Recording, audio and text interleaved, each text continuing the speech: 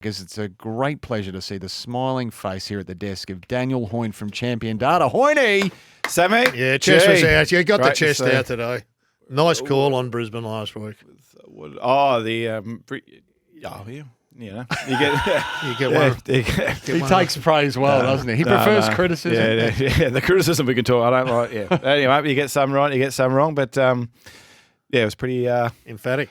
pretty powerful by a very, very Who good was the football most team. powerful? Was it Brisbane or was it Geelong? No, definitely Brisbane. Yeah. Definitely Brisbane. The Cats' performance was sensational. I think that might have gone under the radar a little bit with what they did. But just given the stakes, given the occasion for Brisbane, what they did was superb. But potentially those two are the teams to beat, and they might come head to head first final. Again. Who knows? So yeah. All right, there's a lot to get to today, so let's not muck around. Oh, I'm just so fascinated by Adelaide on a whole variety of fronts. But before we get to that, you are who you are, take two.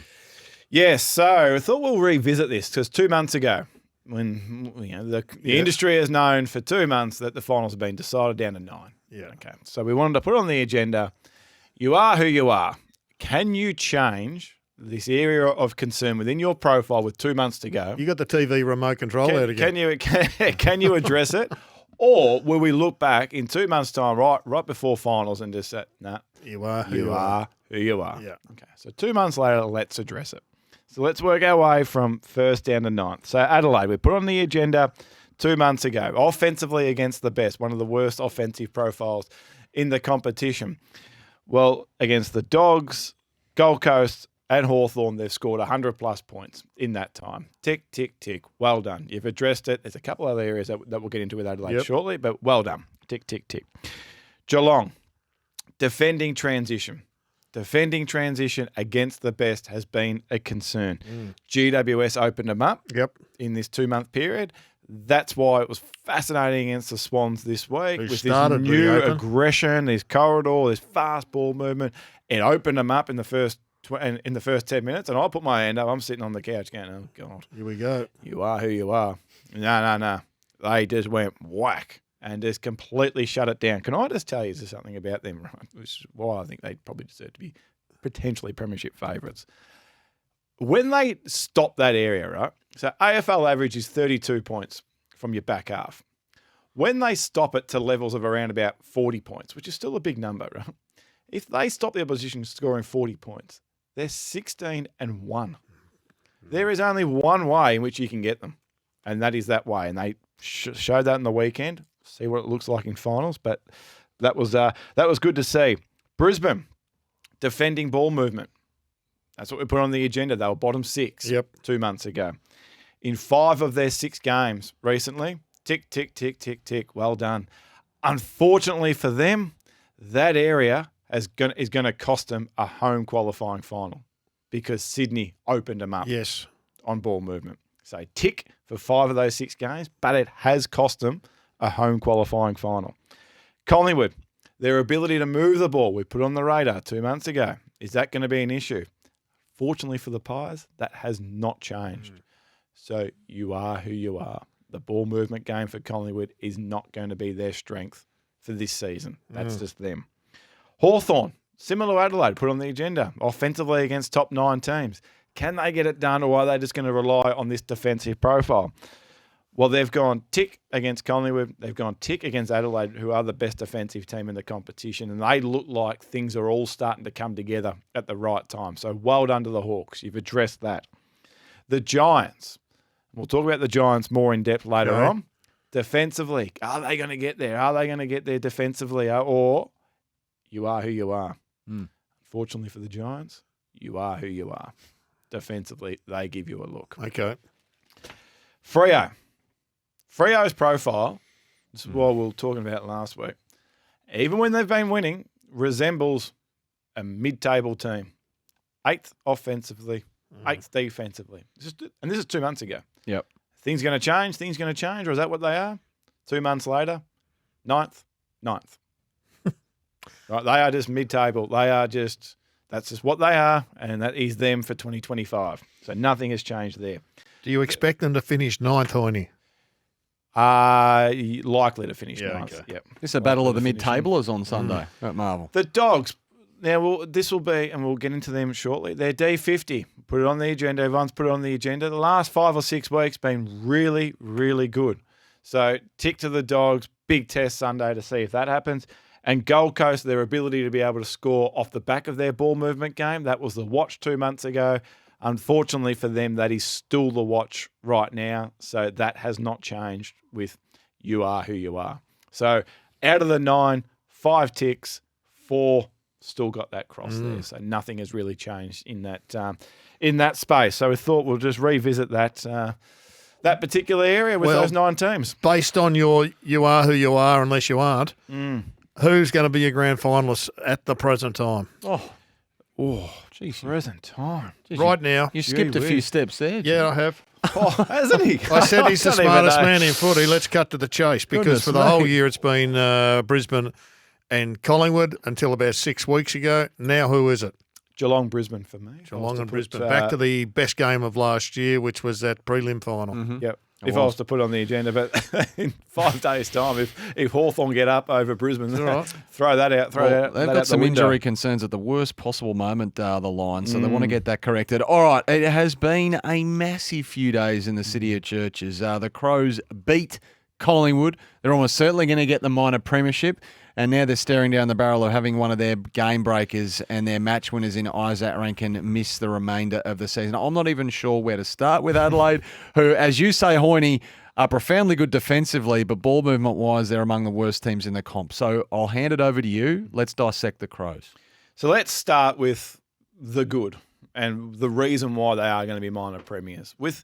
We've said it for years and we'll continue to say it until history changes, but I'll back history until history changes. If you have not got a defensive profile behind you, forget it. Shut the door. You are no threat Non-negotiable. to a premiership campaign. This is the best defensive profile we have seen in the game since Melbourne won the flag in 21. So the 4 key areas that we measure, they are 1, 1, 1, and 1. Only one other team has done that in our 10 years of doing this, and that was Melbourne. They've gone on to win a flag by 70-odd points. Okay? So, and I think we can all appreciate and understand watching that game on Saturday just how good they are behind the footy. So that is a tick. We talk about post-clearance being 65% of the game. So post-clearance being once the ball leaves stoppage area, prioritise that aspect of the game. It's 65%. There is no better team in the competition at winning that contest, and by a long way, than what they were. So people ask me, they go, how do you possibly lose with 71 entries to 37? Well, you hold up by your ability to be able to win that contest in your own D50. They won that contest 18 times more than Collingwood. They were under siege. That's the best return we've seen by any D50 in 2 years. So that negative, that minus 34 differential, that was Adelaide's, have you got it in front of you? Worst differential in 10 years, was it? Yeah, and it's the second worst differential ever in a win. Listening to the commentary. There's only been one worst differential ever in a win, and that was Port Adelaide against Hawthorn. Hang on, what time frame are we talking here for Champion Darters? 99? The world didn't exist before 99. So Since 99, so that's BC. the second worst differential ever in a win. Port Adelaide v Hawthorn round 4 2015 was worse. Listening to the commentary on Fox, Gary was very keen to sort of just point out the fact that there was an extra in the defence that maybe you match it up. Yeah, well, potentially. But I think if you're Collingwood, and we'll get on to Collingwood shortly as well, but these two teams, Adelaide and Collingwood, if we just stay with this game for a second, have now played 8 quarters against each other, and they have been rinse and repeat.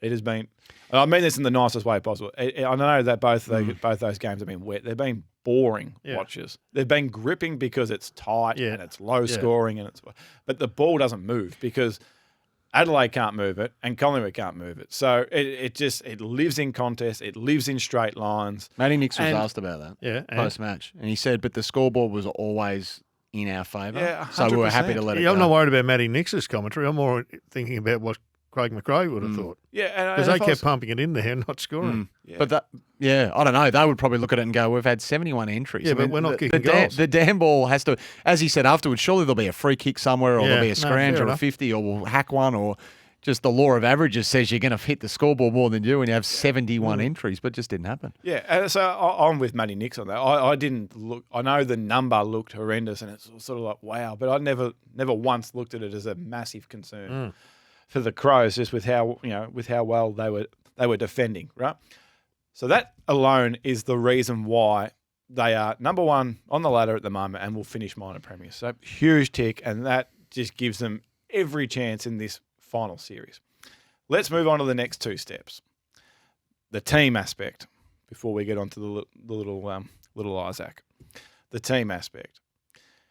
Ball movement, your ability to move it from one end of the ground to the other is so important. To know that you can get out and challenge the opposition offensively has been important to every Premier's profile for best part of 22 years. Only a handful of times have we not seen it important. The lowest ranking we have ever seen by a Premier in Champion Data's time has been 13th. Who was that? For D50. I'm thinking going back to the Swans in 2005. And where do Adelaide rank?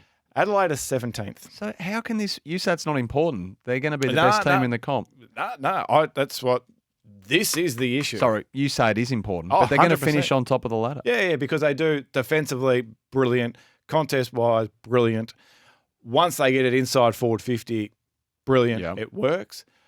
But can they challenge the best teams in the competition with how they move the ball? And this season suggests no.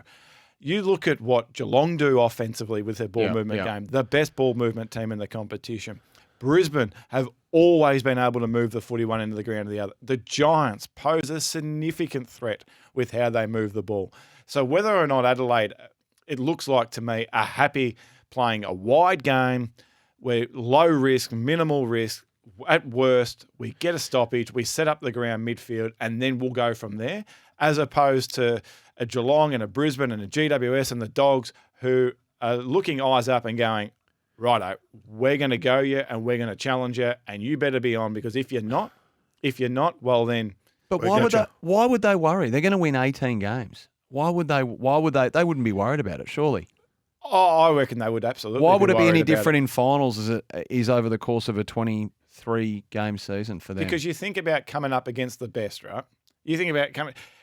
If the game is in your back half, are you, like on Saturday night, right? Are you just prepared to sit there for 360 minutes in this final series, and if the game's in your back half, that you're going to eventually just hold up and hold up and hold up and hold up? You look at Collingwood at the moment, and Collingwood offensively, that game was in the wet, and Adelaide were brilliant. Yeah. But Collingwood offensively aren't really posing a threat. If you give Brisbane and Geelong probably their two biggest challenges, if you give them 50 entries, 55 entries, and they know that you're not going to be able to get out against them, that wall will crack at some stage. As good as that back six, back seven has been, Right. that will crack. But you are who you are, so they're not changing. No, they're not changing. And as I said, in their 11 games, they've only had one good ball movement game to go from one end of the ground to the other. And I understand that they have played in the wet, but there have been teams this year that have played in the wet and still been able to move the ball, right? So that's just the one area. No Premier has ranked below 13th. That's extraordinary, and they're 17th. And they're going to be 17th. And Sammy, the last 6 weeks in particular, they're 18th by miles. Right, but that differential, that's an anomaly though, clearly. But are they getting smashed in differential every week? They're not though, are they? So no, they're not. Because that was an outlier. Yeah, because they're forward 50. As I said, everything else in their game is in really good shape. Their forward 50 work is superb, right? So leave that ball movement there, right? That's their concern. They're going to have to buck history to win it. And as I said, I'll back history until history changes, but that could change in 2025. I can see a headline coming here. Now, little Isaac. They can't win it. Hoyne. Now, little Isaac. We don't know. I don't want to get into that stage. If he gets suspended, whatever. What happens if he gets suspended? Right. And if he's not playing, what happens? So this ball movement game, right, is an issue, as we said. He is critical critical to being able to win those post-clearance contests in the forward half of the ground and get the footy in there and be a threat in that forward half area of the ground. He was their second highest rated player on the weekend in a close game. We talk about, and I'll give Kingy credit here, he talks about forward 50 stoppage and how important it is, and it decides prelims and grand finals. Yep. Their last 5 weeks, they are miles ahead of any team in the competition with their forward 50 stoppage work. In a game that's decided by 4 points, 2 forward 50 stoppage goals win them the game. Right? They've scored 100 points in 5 weeks. The next best team is 70. AFL average is you get 9. They're double. And how many has Rankin scored of those? Who's the third best forward 50 player in the comp? I suspect Rankin. Little Isaac. Little Isaac. So you talk about that forward half and the forward 50 working. Tilthorpe, top 4, top 5 player in the competition, flying. This guy is their second highest rated player this season. I heard you mention before, West Coast losing Nat Nui and Shepherd and who's the other one? And Gaff. Right? They lost Nat Nui, which is the biggest out, but they had 6-7 weeks up their sleeve pre-finals to work it out and look at it and look at it at a different way. Gaff, good player, but not a game changer. And Shepherd, important, but again, you can find a way. You can find a. Nat Nui was the one. Yep. 6 weeks up your sleeve. Let's have a work. Unbelievable premiership, that one for West Coast in so many different ways. But they had time. Adelaide, 5 days to go before their last game. The timing of it is obviously horrendous for them. So, just a couple of different aspects there on the Crows. Before we get into a final series for them. I guess it's heightened by Rochelle not being there as well. Yeah, so small forwards he's in the listed stoppage. Yeah, today I was just having a look there because I thought he was close. He's still 2 to 3 weeks away, according to the Crows. He's not Isaac. No, he's not Isaac, and one's Isaac. He may not get back in. No one's Isaac. No one's Isaac. No.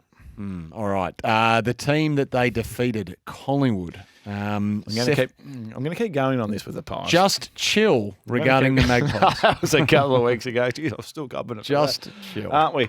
But I think if Collingwood are to have any sort of threat on this September campaign, it is simply going to have to be built off the back of what they do defensively and what they do from a pressure sense. Because I think forward 50-wise, it's been a problem now for 6, 7, 8 weeks, and it's probably going to be a problem for this final series. But we saw in 2022 how far their pressure game and how far their defensive game could actually take them. So in this 6-week period, whilst they've lost 5 games, they are still the 3rd best defence in the competition. So that's still cause for me to chill. That is still in good shape. Yep. In this 6-week period, they're a top 5 pressure team in the competition. Chill pill.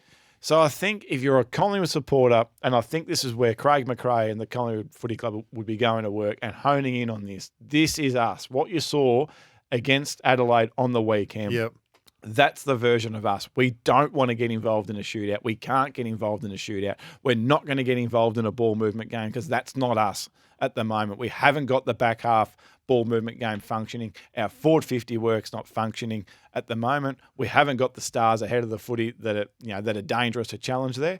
This is going to live in contest. This is going to live in pressure, which is going to bring in a low-scoring, tight, hopefully 4 or 5 weeks for Collingwood. So, the fact that they had 5 of the top 6 rated players on the ground on the weekend should give them confidence as well with what they're doing. So, if you were to home in, Hoyne, on one of the injured players and bringing back in, who is more important, Howe, homing in on Howe or homing in on Hill? No, Howe. You're not winning it with your forward 50. You're not challenging. Okay. You're not challenging the best with your forward 50. You're challenging the best by being hard to beat and by being hard to play against. Mm-hmm. So get that right. Get the pressure right. You can get that right. You should take care of Melbourne this week, and who knows what that does for your September campaign. I would take Bobby though, because I reckon if Bobby's out there over the last couple of months, they're beating Freo in that game, and I reckon they're beating Adelaide. I know what Hoyne's saying. You take a Hill pill. I'd take Hill in that forward line, just a difference maker. So if Rankin's inborn Adelaide, the Norm Smith medalist clearly is to Collingwood. All right, the Blues, nothing to play for, but Tom De Koning will play his 100th and quite very possibly, almost certainly final game on Thursday night against the Bombers. So we've mentioned over the last couple of weeks with some teams that are out of calculations, take something out of the 2025 season to go into 2026. And Sammy, I know you're all over the Blues and what have you. I just wonder, I know it was against Port Adelaide and they were horrific, right? I just wonder in 2026 campaign, Harry is your full forward and Charlie is your roamer. Yep. Harry's the target player inside forward 50. Where does Charlie go? Not between the arcs. Up the ground. Jeremy Cameron style. The last 3 years, right? These are the three key forwards that have impacted the game more than anyone with their field kicking take. Not accuracy, their field kicking. Jeremy Cameron, number 1. Joe Danaher, number 2. Charlie Curnow, number 3. Where's Harry? Half of what Charlie does. Yeah. Half. So if I'm looking at that, if I'm a Carlton supporter, for me, next year, if Charlie's fit and plays 23 games or whatever, if he kicks 50 goals for the year and gets involved around the ground, that's our best version offensively compared to him being the stay-at-home, full forward, target player, 11 targets on average, which is what he's been this year. And Harry's only been targeted 6 times per game. So Harry hasn't got the skill set from a field kicking perspective and damage from a field kicking perspective like Charlie does. So I'll be changing those roles. And I'll be wondering whether or not you're looking at Paddy Cripps and looking at getting him forward and playing forward 50 more than what we've seen him so far this year. He's only been targeted 19 times for the whole year. There's your positional change. There it is. Forward 50. 7% of his game time has been inside forward 50. George Hewitt is your Tom Atkins. He's your Josh Dunkley. He's perfect. Yep. We've said it at round 1. Sam Walsh is their most important player. If he has a good season, a good off season fitness wise, Jagger Smith, we're not sure what he can. Hopefully, he becomes that runner. Find a couple of those runners and just see whether or not Cripps can become potentially a 70% midfielder and a 30% forward. Because I reckon he would pose a bit of a threat from a contest, both on the deck and in the air, as opposed to just being that inside stoppage midfielder. You said about 12 weeks ago, might have even been longer, that if you want to be one of the top transitional teams, you've got to have someone to win a contest across the half-forward line, and Carlton didn't have that person. You're making that person Charlie Curnow. Charlie Curnow or even Paddy Cripps. Yep. All right. 2 out of 3 chains from your back half. You need to win one of those contests. Unfortunately, Charlie being fit is a big if. It was 4 operations he had over the course of the season, so he needs a good off-season, a good pre-season. Yes, your guess who? Guess who? Righto, 2-part guess who. Oh. Which 2 clubs have the most top 100 players in the comp? And which club has the fewest top 100 players in the comp? Which club's got the most? Which club's got the fewest? Correct. All right. Who are they? There are 2 that have the most. 1 has the fewest. The guess who, it gets us talking like you wouldn't believe in the ad break. Yeah, it does. This one is like a Rubik's Cube with no colours on it. We went around in circles and then we went around again. So just give us the question again, Hoyne. You're completely rattled. Yeah, we're rattled on it. I'm prepared to accept the rattling. This one's going to be pretty straightforward. But anyway, that's good. Okay, which 2 clubs have the most top 100 players in the comp? And which club has the fewest? Now, just with the fewest, I instantly went to West Coast. All right, that's logical, but then we thought, is it too logical? Then you threw up Hawthorn, which is I'm trying to get not as silly an illogical answer because that's what he operates on. Because West Coast would be too obvious. Let's do it one at a time. I'm going to go the Eagles for the fewest. Yeah, I'm going to go with Eagles. Is it West Coast? No, it was never going to be Eagles. Port Adelaide. Okay. Only Zach Butters is their only top 100 player in the comp this year. Wow. Who has West Coast got? Liam Baker had a very good year, Liam Baker. Yep. And watch out, we've spoken about him a little bit, Harry Edwards. Big H. In the top 100. He's one of the best intercept markers in the competition, Okay. Harry Edwards. So they've got 2. So Port Adelaide only 1 with Zach Butters. All right. And then which 2 clubs? So there's a tie at the top. I've gone for the 100 players. The expansion cup there. Giants and Gold Coast. Gee, Suns is good. I was instantly drawn to the Dogs, so I'll commit to them. Yeah, well, we know they got 5 of the best 7 or 8. Yeah. But then they might have the most in the top 20, but then you extrapolate out. Yeah. And this is hard. I'll go the Dogs and Brisbane. You're going Expansion Cup. Yep. Well done, Sammy. Well done. Dogs and Brisbane, 10 each. 10 each. Geelong have 9, GWS 8, Gold Coast 8. So you weren't far off. So Brisbane and the Dogs have 10. Now, why are we doing this? Why are we doing this, Hoyne? Why are we doing this? So I don't know, G, and I don't know, Sammy, but I get so sick and tired of this time of year when we're about to get into finals and people go, it's to do with your bottom six. Your bottom six will decide the final. Yeah. What a load of rubbish. Okay. Right? So let's just go back and run the exercise over history because we'll back history until history changes.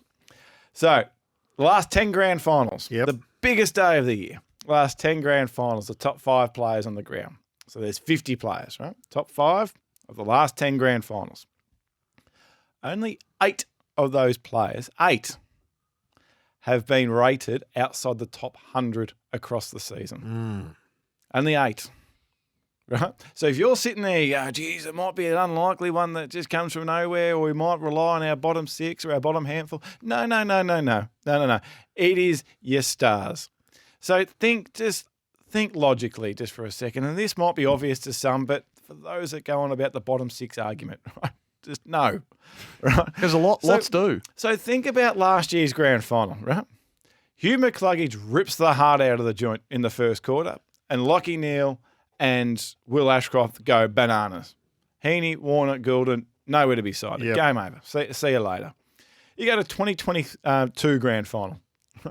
Patrick Dangerfield just goes whack. He did. Whack in the first quarter. Yeah, game over. Game over. Yeah. See you later. Christian Petracca has the equal record for disposals grand final day against the Dogs. Bang. Done. Game over. See you later. We know the history of Dusty. Bang, bang, bang. Yep. 3 grand finals. Give See me you those later. medals. Luke Shuey, the highest rated grand final in Ever. history. 2018. Goes bang.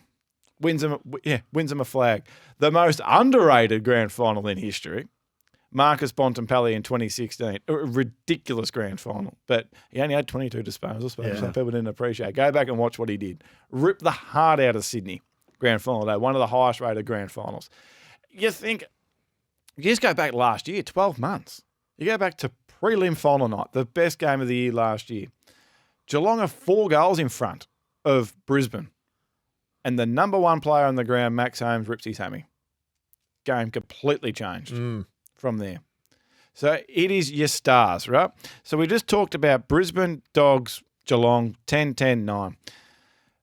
On average, the Premiers have around about 6 top 100 players over the last 10 years. Yep. Hawthorn this year had the fewest. They've only got 5. So the Day and Weddle outs as well are going to be just massive for them. They're doing so much right. Adelaide have 6, but that includes little Isaac as Back well. to 5. So they might go to 5. So you think of it, you think of these top 100 players, you got 5 compared to Brisbane and the Dogs who have got 10 each, and Geelong who have got 9, and the Giants who have got 8. It's a big difference. It's a big difference in terms of the star quality, and whether or not that ends up being the separating factor or not, who knows? But as I just said, it's your stars. Only 8 times as a player not been a top 100 player in the comp across the season and impacted a grand final. Very, like very that. interesting, Hoyne. And I must admit, I go back 2 years. Gerard Whateley absolutely agrees with you. Yes. You need your stars. And Collingwood stars just went and wrenched the cup back. Suck up. I thought of that too. My mind went there straight What away a as well. great call. Yeah. What a great call. You need your stars. That was the De Goey goal. That was the De Goey yeah. goal. The De Goey moment. Unbelievable. Was indeed. All right, so you need your stars. Forget the bottom 6. That's a furphy. No, Furphy on grand final day. I'm rocking up grand final day. Okay. Like, does Lachie Neale have a good game? Does Cam Rayner have a good game? I'm not worried about what Darcy Gardner's going to do, or I'm not worried about what Eric Hitwood might. I'm not. But I'm worried about what the stars do. So, All right. That's the top 6. There's a warning Bottom for 6. all those who want to engage in a pre-finals discussion. All right, Fremantle are 111 of 12, right? We spoke about them earlier, and the profile maybe didn't quite marry up to what we were saying. They picked one of the worst times ever to have an absolute shocker, blown off the map by the Brisbane Lions. They just didn't handle the occasion, I think, as much as anything. How many they got, Hoyne? The Dockers got 6. Oh. 6 top 100 as well. They need this. What are you seeing? What are you seeing in the Dockers? Right, the biggest cheat sheet in the game. Speed of ball. Speed, yeah. Speed of ball. Speed of ball. Okay. So there has been 2,714 opening quarters in speed of ball movement history. 2,714. It's a big sample opening size. quarters in speed of ball movement history. Yep. The time component, so how long it takes from you to get ball in hand to get rid of it. Yep. Fremantle's opening quarter was the second slowest in history. Can you put that into time for us? Yep. So AFL average is 100 for everything. Yep. Everything is 100. Their time component in the first quarter was 2. 2. 2. Their speed was 2. AFL average is 100. Jeez. Like this, and I will repeat: 2,714 opening quarters. Yes. Second slowest ever. Second slowest with ball in hand we have ever recorded. Why? They are the slowest team we've ever seen with ball in hand, full stop, this year, right? In our 7 years. But that first quarter was something that was just, it had to be seen to be believed. I think we could all see it. I don't know. I think we could all Stage fright. probably it looked that way. But this, and then you compare it to Brisbane and what they did. Balls in motion, balls in motion, balls in motion, balls in motion, balls in motion. We're challenging you. So this is where the speed of ball stuff and the cheat sheet that it is just comes into play. That is what Fremantle do, not to that length, but they are slow. When are they going to change, Hoyne? Well, we will talk about it, and we've spoken about it all year. When their speed is above AFL average, they're a 70% win rate. Yeah. Can I play When their devil's advocate, speed though? is below AFL average, they're only a 50-50 team. If they nailed their set shots in this night in question, would we be looking at it a little bit differently? No. So they're 0-5 in the first quarter. They're 3-8 at halftime. Challenge. Same amount of scoring shots. 4-13 three-quarter time. I just felt like they didn't take their opportunities in front of goal. So if they kick straight, does it change anything? No. Okay. No. Margin's a bit different, but they still lose. They still lose. They still lose comfortably. Not by 57, but they lose comfortably. Mm-hmm. So it's just, we come back to this ball movement discussion. Cheat It's sheet. are you going to challenge us? Like, am I rocking up? I'm rocking up playing Brisbane, and I'm worried about how they're going to move the ball. Like, which method are they going with? Are they going with the method against Fremantle, which is just quick, short, but we're going to constantly move it? Or are we going to throw the ball in the middle and we're going to play super aggressive and we're going to take you on, right? That stresses me out as an opposition team. Geelong, bit the same. What are they going to do? Fastest team in the competition. How are they going to move it? They're going to stress us out. The Dogs, bit the same. Giants, bit the same. Freo, you know what you're getting. That was actually the unusual thing about the Geelong, the Cats on the weekend. Early, they went slow. Yeah, they were different. Yeah. They were different. So that's just where I don't know. That it's a bit frustrating, and just to watch it. Very reluctant to you- sort of acknowledge it, though. But the you are Dockers. who you are now. Like, that's them for 2025. More looking at the off season. What are you going to be next year? Because that was disappointing to see. Second slowest in 2,714 first quarter speed of ball. But average is 100, and they went at 2. So it's a fair game. Unbelievable. Fair way off the average, weren't they? All right, Western Bulldogs can't be accused of going slow, I wouldn't have thought, Hoyne. And No. it's the Guts Up Cup if Kane and Kingy were here on Sunday night. Sunday So, Harbour. Rory Lobb, brace yourself. You are potentially one of the most important players on the ground. You Lobster. know that the ball is coming through you. Think of what Harris Andrews had to do on the weekend. Any team that plays Fremantle, your key defensive post across that midfield zone is going to be so important because they hold, and then they go to contest. So we know the Dogs behind the footy are a little bit light on individually, other than Rory Lobb. So he needs to be the one that gets to that contest and diffuses it and kills it. Doesn't need to mark it, but kills it, either gets it to ground or forces a stoppage or potentially intercept marks it. If he doesn't have a day on Sunday, they could be in trouble. Yeah. Because that will be Fremantle's way in. But if he is that roadblock behind the footy like Harris was on the weekend, then Fremantle will struggle to get through because ball movement-wise, like we've just spoken about, they haven't really got any other modes in which they can challenge you. Given that they go slow, though, Freo, even if they get it up to 4, you'll be able to get blokes back. Yeah. So Rory Lobb and English, we saw English against Yeah. GWS being able to get behind the footy, intercept mark as well. They're going to be critical because the Dogs have to restrict entries to protect their back half. As good as they are playing better footy, but when they concede 50 entries this year, they've lost 7 of 8 games. Right? If they concede, they've only won 1 game for the year when they've conceded 50 plus entries. Okay, so they've got to protect their back 6, back 7, and it starts with Rory Lobb and diffusing that contest. If he has a day against Fremantle on the weekend to do that, they will play finals. If not, they are in big trouble. If the Dogs win, is there any chance there's an Hawaiian shirt going to make an appearance on first crack? Hawaiian shirt. What are we talking? Oh, I'm not dipping my toes into that. No, I'm I'll let the boys on Fireball fix that up. Yeah. All right, that's the Dogs. The Giants, yeah, it's a big win for GWS Yes. in the Expansion Cup, as Gerard would say. The 6th at the moment and one of a glut of teams on 60 premiership points winning. So they've won 8 of their last 9. We're going to do the same as what we did with Fremantle. Yeah. Look at that period of time. I would describe GWS as a team that no one wants to play, Yes. but a team that can't or probably can't win it. Why? So in this 8 of 9 game period, so this is not the season, when they've won 8 of 9, right? Offensively, brilliant. Top 3 offensively, forward 50, brilliant. Ability to score off ball movement. We saw that on Saturday. That is brilliant. Even without Hogan. Yep. But defensively, like we said at the top of the show, defensively in this time, they are 11th. And they've won 8 of 9 games. It's hard, I reckon, for your average person listening to that to add up. You got Sam Tully, you got Buckley, you got Iden, you got the halfback flanker who's Lockie Ash, and Himmelberg. Whitfield. So clearly the midfield is not, or they're overcommitting in their speed going forward and not getting back. Well, their ability to defend ball movements bottom 6. Yeah. So Are they overcommitting and going too fast? So it's a bit the opposite of Geelong. If you can stop their back half ball movement game, they're almost done. And you just history says to rely on that 4 weeks in a row like they're going to have to from starting outside the top 4 Flaky. against the best and against the best defensive teams in the competition. Good luck. If they do it, it will be one of the great flags of all, and it will be one of the more entertaining flags of all time. But they can't sort that out, Tony, in the space. You are who you are. I know that, unless you aren't. You are who you are. You are who you are. The papers are stamped, G. There's going to be a song. You are who But you I like are. the Malcolm Blight philosophy.